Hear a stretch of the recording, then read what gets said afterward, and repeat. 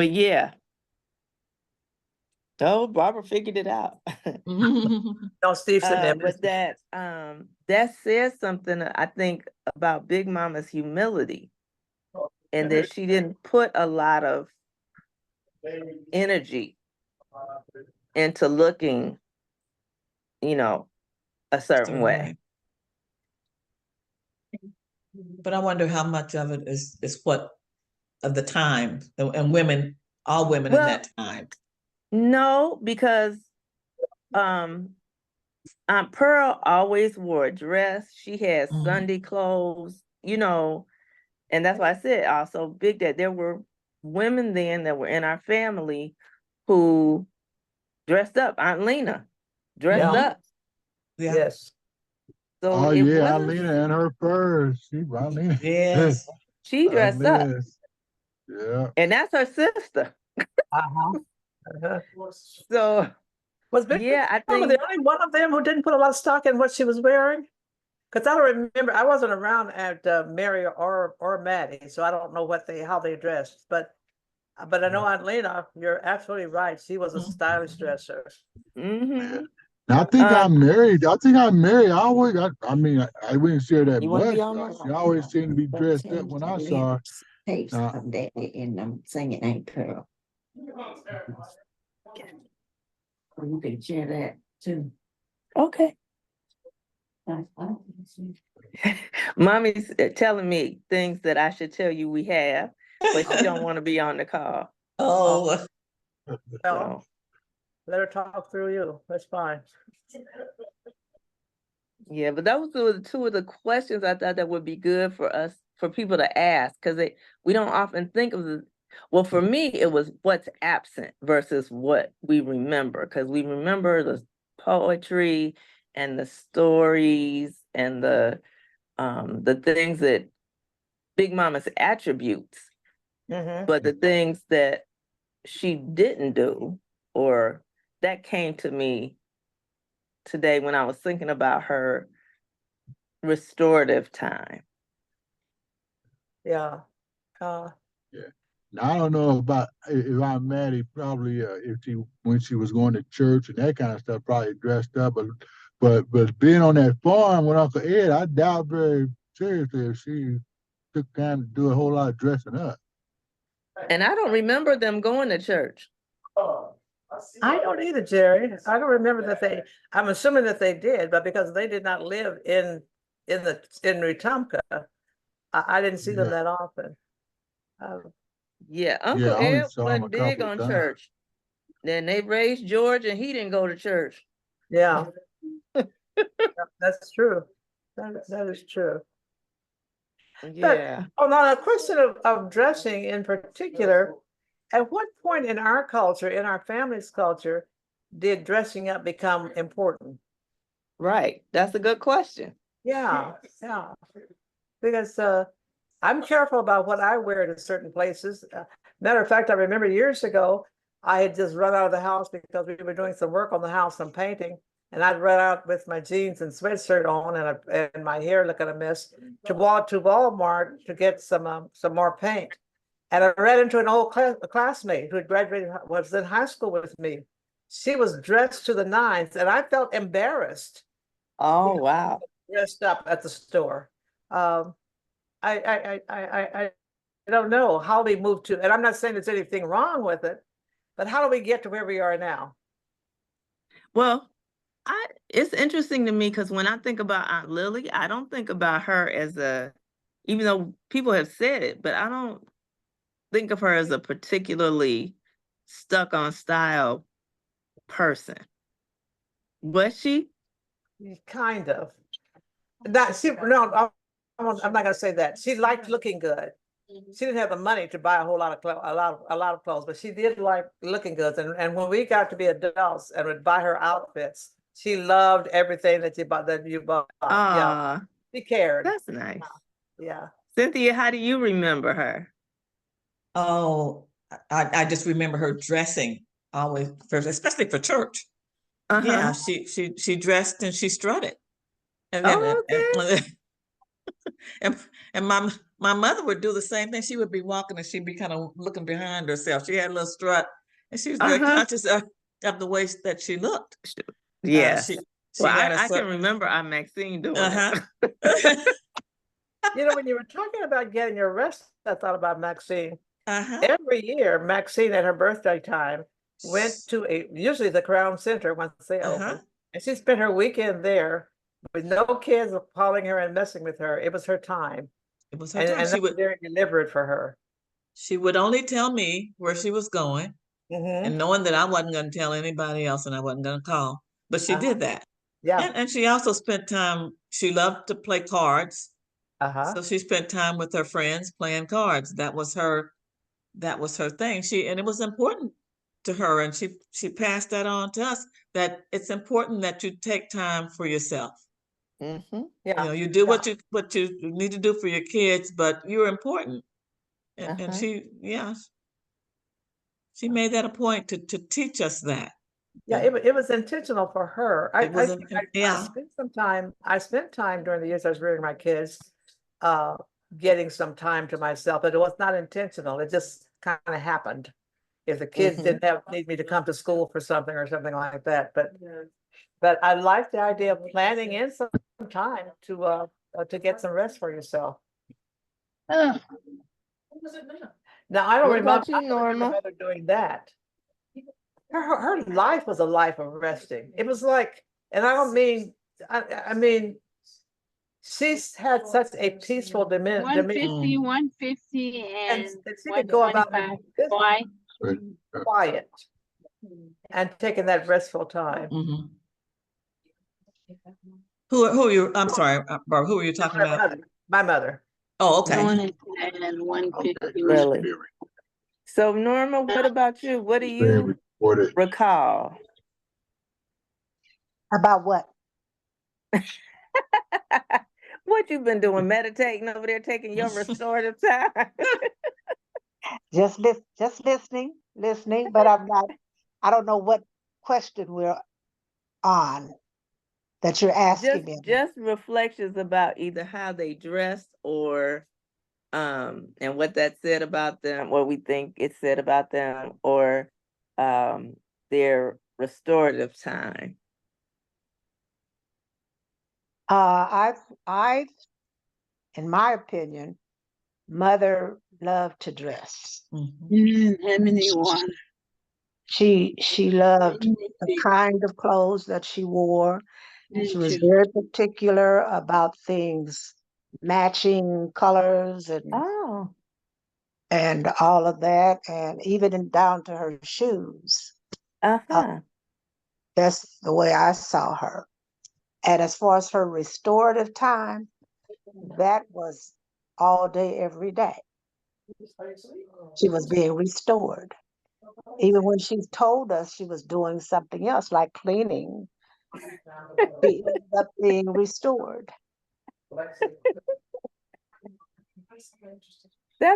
that's such a good thing to be able to pass on to young people in our family, because the theme out there in the streets is that Black women are just always struggling. They've always just struggled. They never had no time for themselves. But it's good to be able to tell a family story $1.50 a piece, where you're able to, reflect back. How did they do it back then? 59 cents. How did somebody that had 11 kids do it? Yeah. Somebody with 10 kids, how did they do it? Somebody more recently with 5 kids, how did they do it, Norma? Because she taught her children to do things as far as the housework and the cooking, and are they on right now? And not that she never cooked. My mom liked cooking. She wasn't all that cleaning the house. She liked to clean. Yes. And I'm not supposed to say anything.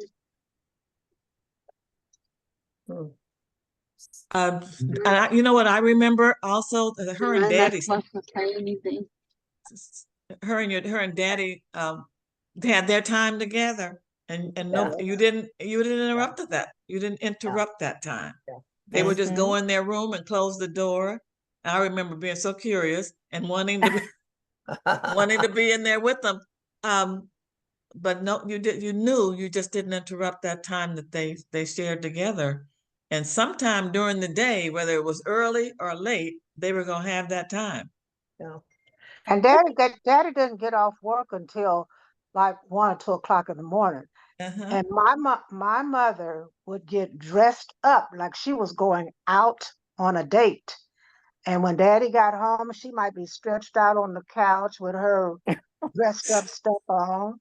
I mean, waiting for him to come home and, embrace her time. That was the way she was. Well, and it's good to know that, because everybody tells such wonderful stories about how loving and unique your dad was, but she was helping that situation. Oh yeah, she orchestrated that. But these are the kind of stories, like people don't get to hear. Well, how do you keep your marriage going? Oh, well, stay in that word and go to church and be around other couples that believe in the Lord and resist all those temptations and try to talk to your spouse and let them know how much you appreciate them. Look, my mother is telling me my husband is leaving. And so my husband already said he was leaving. And I acknowledged him. She over here trying to tell me how to do my marriage. Cause she knows she's done it right and she's trying to help me. Anyway, Lord help. That's all I can say. So but I mean, I think younger couples need to hear there are things that people in the past have done to keep them going. Whereas whether it's individual, when you're single, or when you're married, talking about things that they talk about, which is clothes a lot, hairstyles a lot. Yeah. I'm just wondering if their spirituality had a lot to do with that. They seem to me to be more intentionally in tune to their relationship with the Lord, and that brings peace if you take time for it. I know that about Mother. I don't know, and I'm guessing that about Big Mama, because she could be humming and cooking and still be praying while she was doing it, or talking with the Lord. So it wasn't like sitting down and taking time to read your Bible and all of that. It was like always with me. That was the attitude that I gathered from them. But the reason why I'm bringing it up, Barbara, is because that sounds like superhuman attributes that young people will never be able to accomplish. Yeah. They feel like I'm never going to be able to be like my great-grandmother. Yeah. Because they were able to do that all the time, instead of saying, here's something about them that you think about too, like dressing. Because once you say, well, they were prayerful and they would hum and they would, in my family, you know what we do? We label that activity by a person in the family. Okay. As if it can't be anybody else. Yeah. But do you think that maybe younger generations' lives are more cluttered? I think about but I don't think so. That's what I'm saying. It's not. They think that back then it was harder than it is now. Really? We can't imagine having 10 kids. No, not having 10 kids, but having a job outside the home and raising your 3 children and having your fun, because most of them that I know do have a good an active social life. I wonder if they ever think about the need to be still. So it's not so much have the time, but it never really crosses their mind that I need to take some resting time. Right. Yeah. Well, I don't but know if you never heard that these people did it, though, you see what I'm saying? They don't know. that Because they that was did it. part of their heritage, actually. Right. Yeah. What were you getting ready to say, I mean, Nora? I was just gonna say, I can't speak for most young people, but the young lady that I live in the house with, Uh-huh. all of her time is spent working, working, working some more, working some more, finding some more work to do. And Mm. that's a 24/7. Well, I'll give her Sunday. That's a 24/6 job for her. Now, she does have a semi-social life, but she's not a social butterfly. She loves, and it's not anything that she has to do because her husband makes extremely good money. She loves to work, and that's what Josh says about her. And he's much like her. And they do business. They're in business together right now, and that's what they do. Both of them. And he's And I 21. think that's also praise to work all the time now. It's it's what society honors. It's crazy. Is what it That is. is right. Carla's in the kitchen here with me, so I just turned around and said, you can add to this conversation. And she said, I'm working. And she really is. And she works late into the night.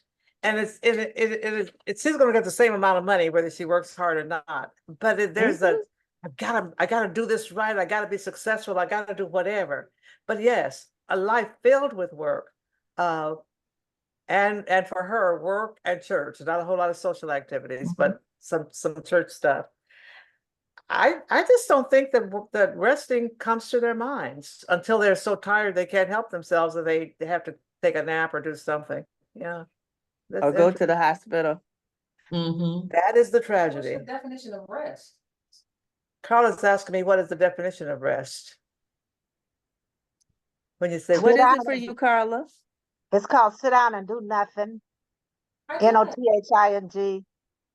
Here. That's called rest. You don't have to be on the phone. We can hear her. Yeah. So what does she call it? What is rest to Carla? Carla, what do you call rest? Being by myself with a book. Mm. So you do that sometimes. Okay, that's good. Mm-hmm. Yeah. Now, is the book something that you're reading for pleasure, or is it a book that has to do with work? Good question. It can be pleasure, but if I'm reading a book about help effective strategies for working with particular populations of people, like people who are marginalized, that is interesting to me. So I don't. It's related to work, but I don't consider it work. It's work. Jerry. Amen and amen. Yeah. Yeah, because see, we were That's your vocation. That's like saying if a minister reads a book about being a good person, that's that's restful. You're doing your job. Mm-hmm. You're following your calling. Yeah. That's true. I think working it's become an expectation in the corporate world now that you spend all of your time working and enjoying it. You're supposed to enjoy it. You're supposed to enjoy it, and it's like I said, it's an expectation. Yeah, they almost demand it. And some of these, that every waking minute we want that time. Mm-hmm. Yeah. Or is it that we demand it of ourselves sometimes? Like it's hard for me to say I'm retired. Uh-huh. Mm-hmm. But I am, whether I want to be or not. Yeah. Well, I am, and I want to be. Hands up. And I love every found though being in retirement from a paying job is that I have more time to do the things that I really enjoy doing. And I find like I do Bible studies with various groups, and I go to the nursing home, and those are things that I do that nobody's paying me for, and I don't have to be there at 7 o'clock, 8 o'clock, just when I decide to do it, except for Bible study, of course. So, yeah, being retired, I, even though I voluntarily retired, I felt like, and this might be a feeling that young people may feel who are still in the workforce, I felt like they can't handle this without me. It took me weeks because I told the person I reported to, I said, so if y'all run into any issues, just give me a call. And he said, no, we're not going to do that. Yeah, it's like I'm the it. Yeah. That was sort of like, I wouldn't speak those words, but I'm speaking them now because I'm realizing that's why I was so consumed with how well they were doing what they were supposed to do when I wasn't there. Yeah. Well, I wouldn't even, it's not so much that it's vainglory as much as it is, like I said, an addiction where you have to feel needed all the time. You have to feel that your contribution is necessary.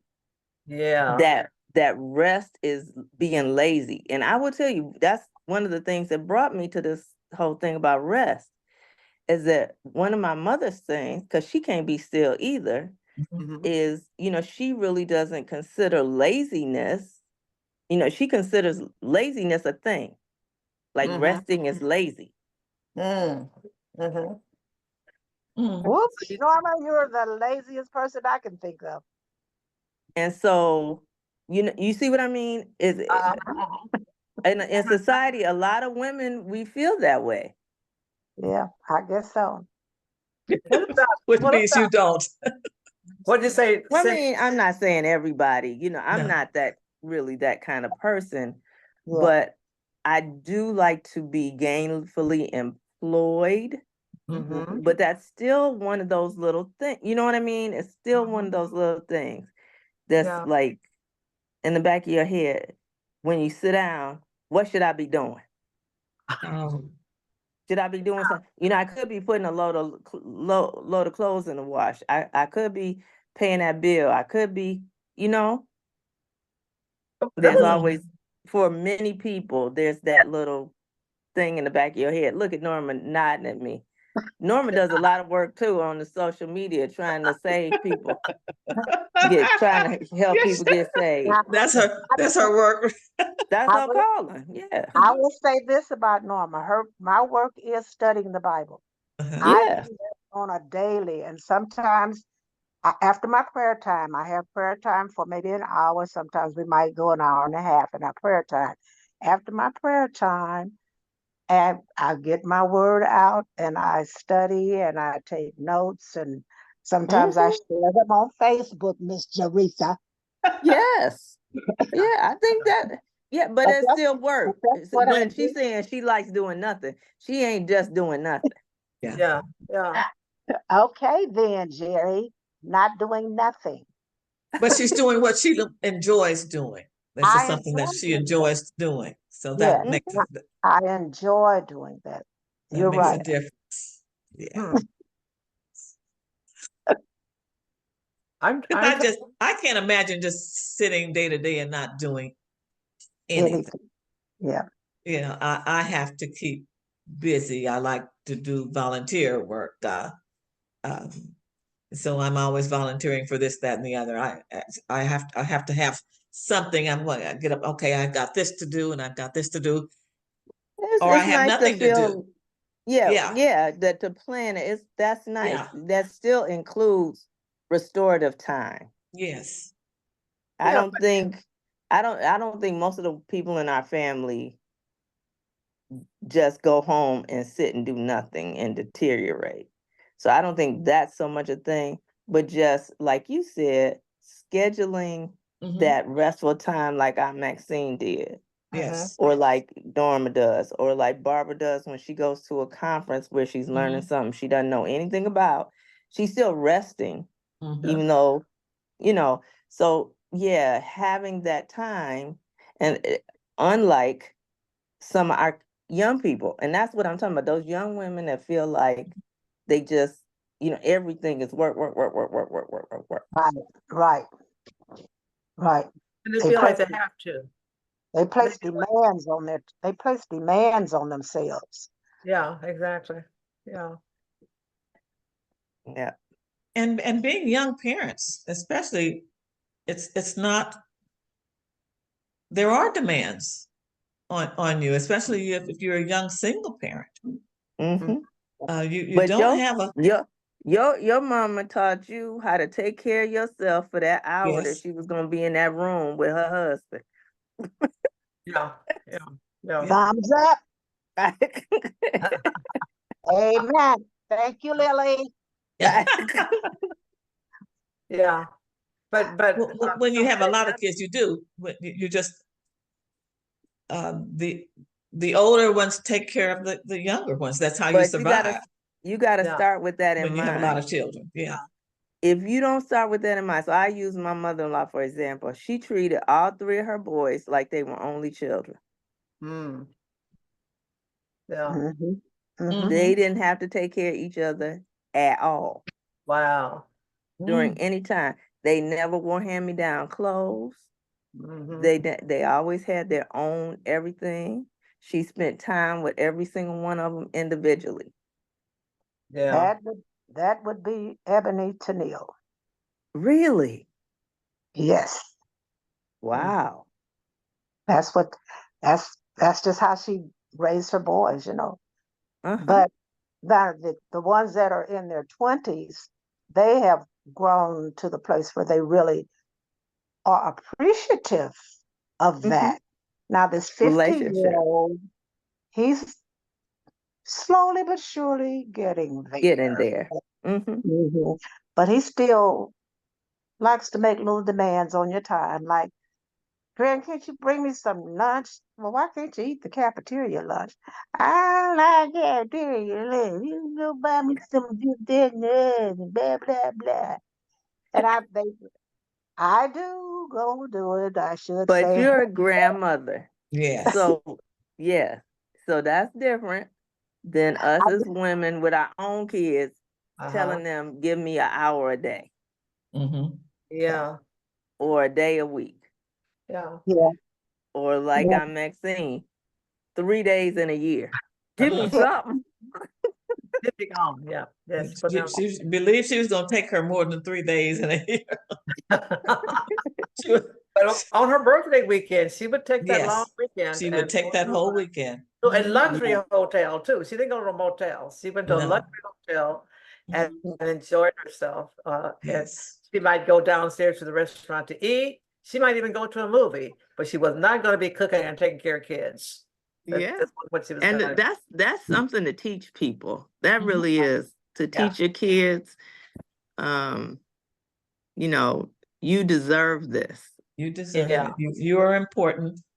Mm-hmm. Yeah. Yeah.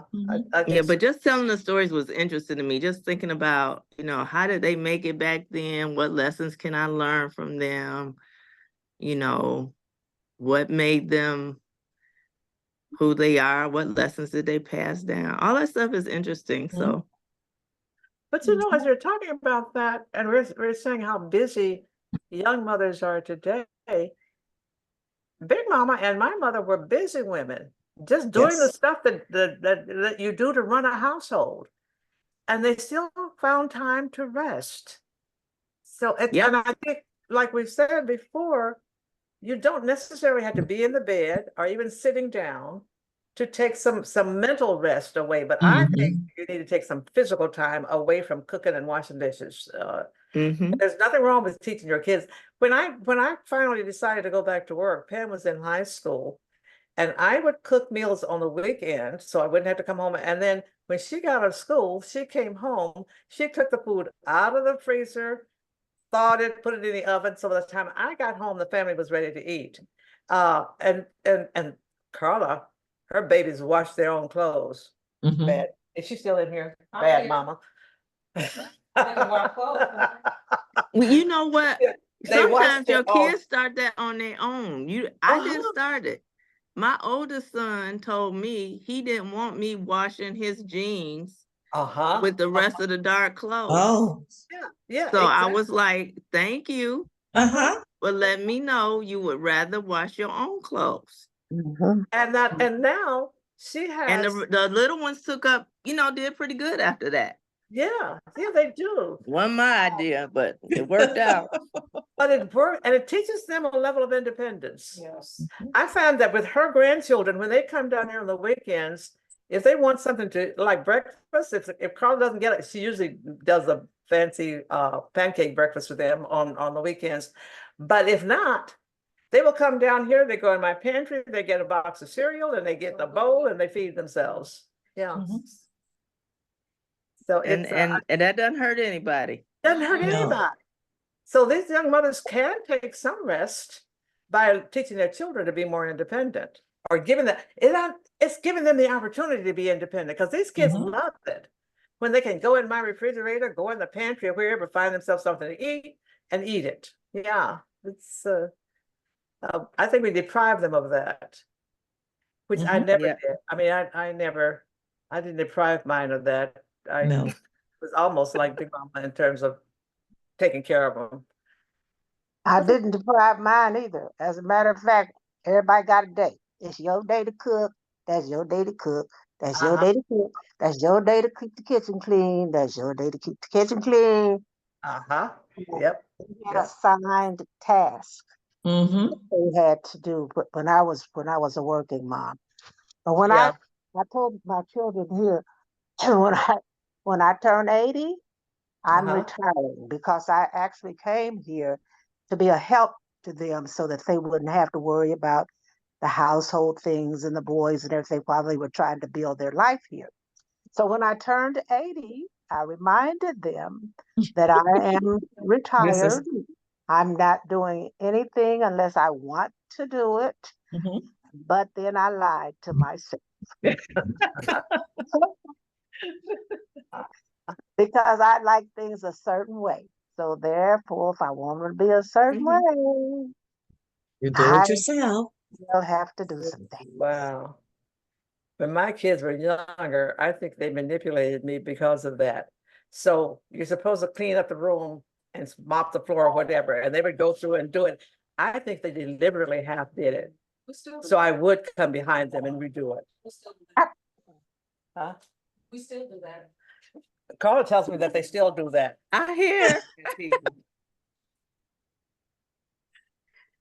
That's so sweet. They know you want to be wanted. Oh, I don't think so. They're thinking, if we have to do it, we won't have to finish it because mom will come in and do it herself. And they were absolutely right. And that's when I was a young mother, and these 6 and 7-year-olds taking advantage of me like that. So Cynthia, are you the doting mommy? Since you only have one, to have to spread yourself out too? Honey, my daughter had to, because of the hours that I work, she had to learn to cook for herself when she was 5 or 6 years old. Because I would be working, I'd work late nights sometimes, and she'd get up in the mornings and I taught her how to make French toast, not cinnamon toast. So, and that I would and make her own cereal. And so I do the same thing with my grandchildren. Eli, he loves to make. So you're not that grandmama that do everything for. I'm not that one. I'm just not. So does Sarita then? Does she rear her kids the same way in terms of letting them do stuff? Oh yes, yes. They have things that they have to do. Clean the house. Eli has to clean his room, and he's gonna raise all manner of hell before he gets it done. He's because he's being put upon. But that's the expectation. But that is the expectation. Take out the trash. He's 7.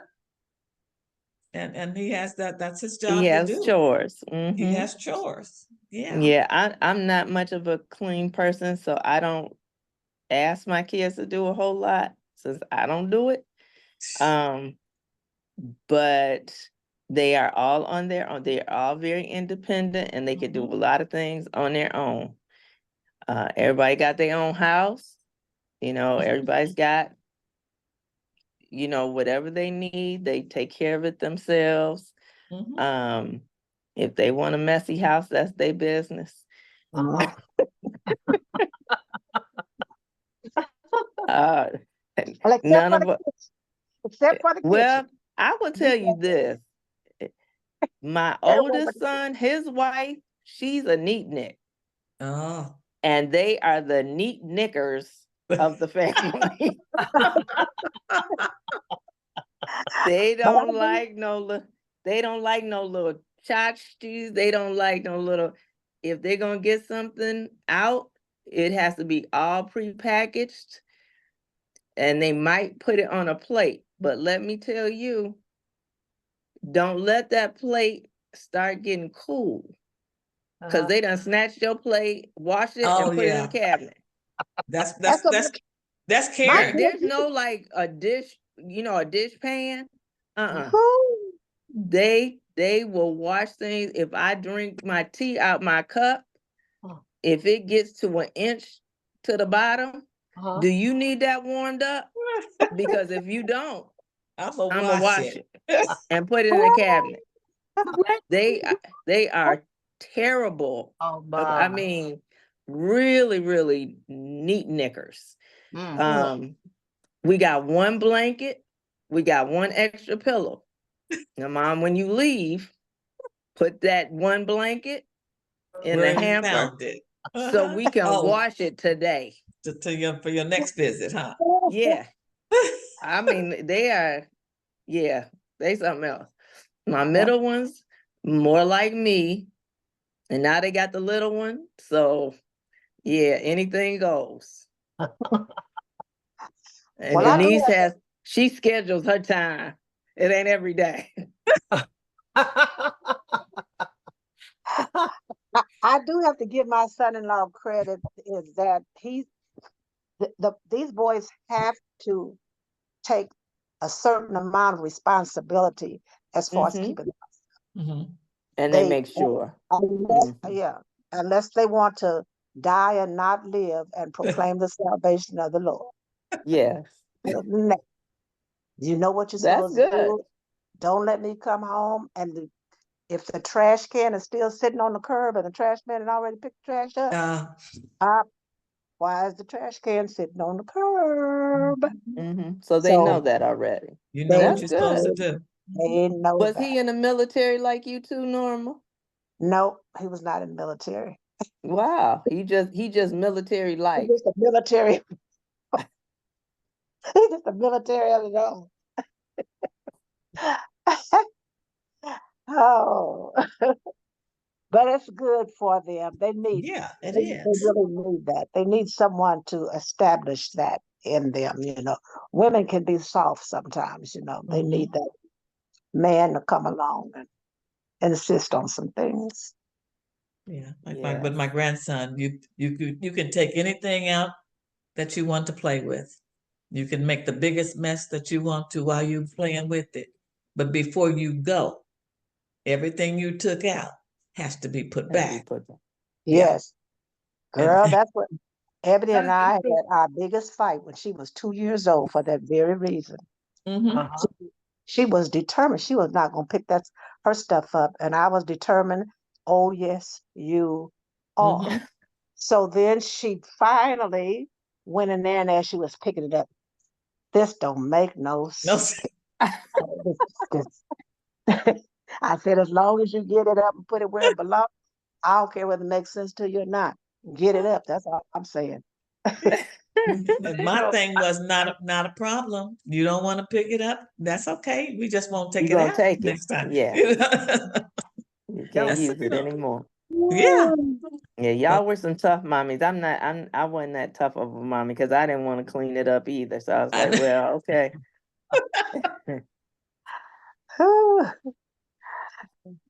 Steve says he's getting off. He wrote in the chat. Right. He got the madhouse, he says. Somebody need to get in. Whose number is 661-965-7233? I don't know. It says they're connecting to the audio, but the number is not familiar. I was trying to look it up. But my phone is doing what I wanted to do. How's my auntie doing?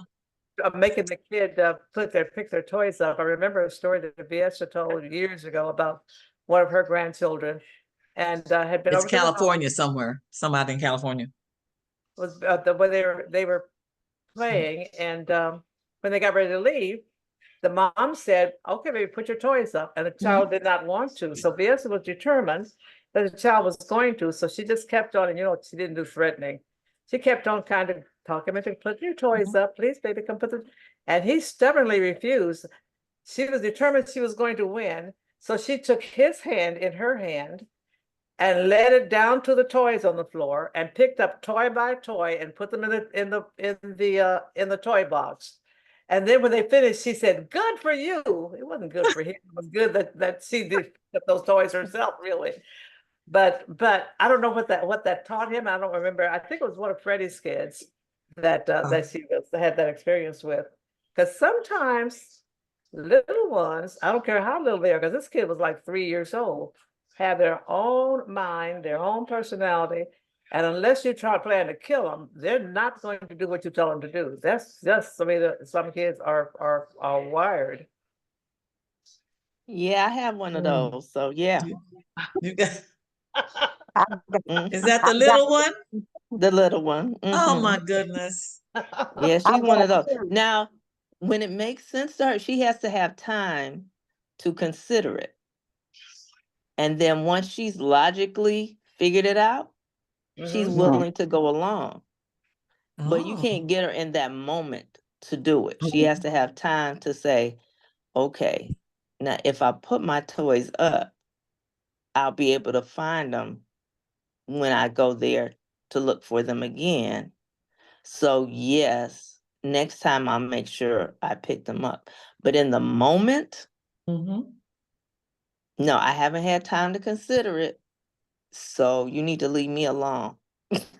In terms of character development, is that a good thing or a bad thing?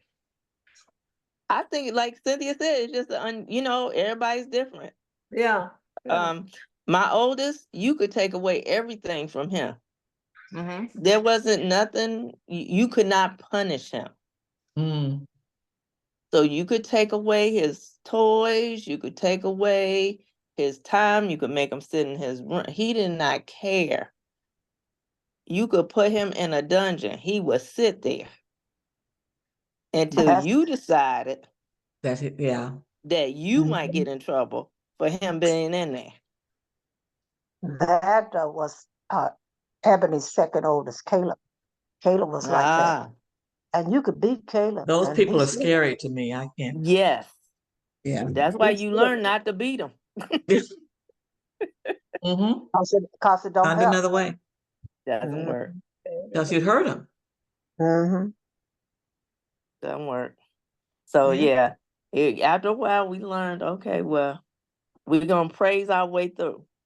Thank you so much for doing that. Oh, that was so nice. Oh, you're so beautiful. Look how smart you are. Oh my goodness, you learned everybody's speech?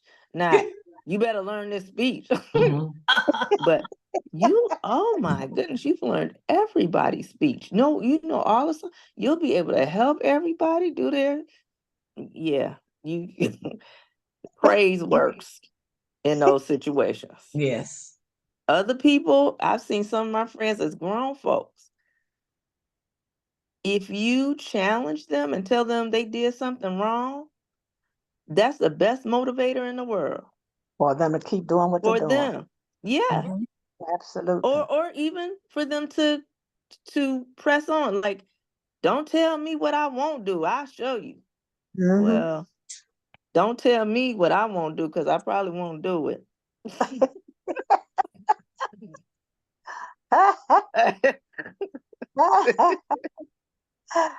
Oh, It's Lord. not me being stubborn, but it's just like, okay, well, you Oh, don't think I can do it? That's fine with me. I'm not hey. going out my way. I used to when I was a kid, I used to wonder about that, how some of my friends could, the teacher would say, I bet you won't do so and so. And the kids would be saying, she gonna wish she didn't do it. And they go all out, making their project the most perfect of everybody's. Don't tell me I don't have to be perfect. Oh, Thanks. I'll show you. I'll show you that I ain't gonna do it perfect. I'm not.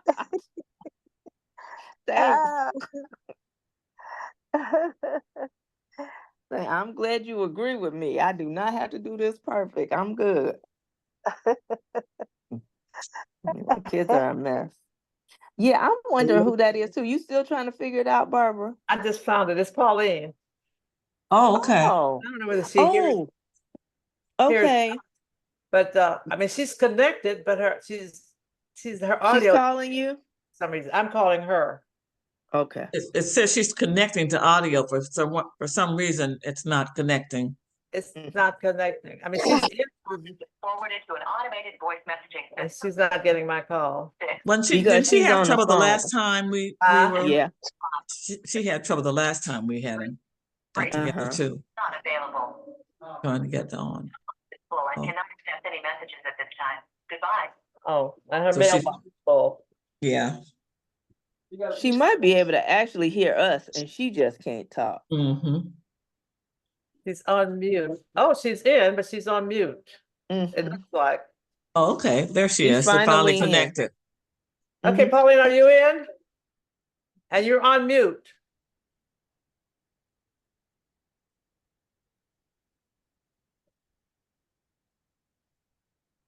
Can you turn your picture on?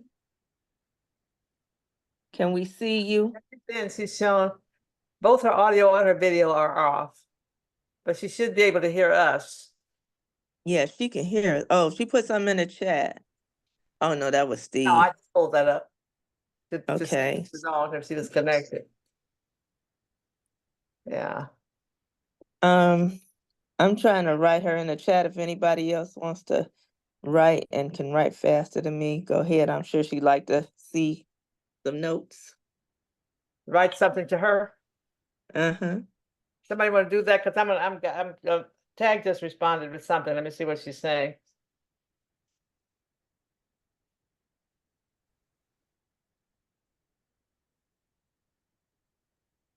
No, she said that's Pauline's number.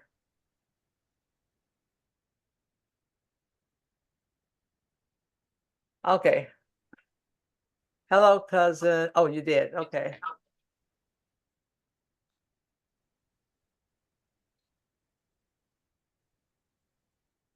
And anybody else can, if you can write a note, maybe that'll help.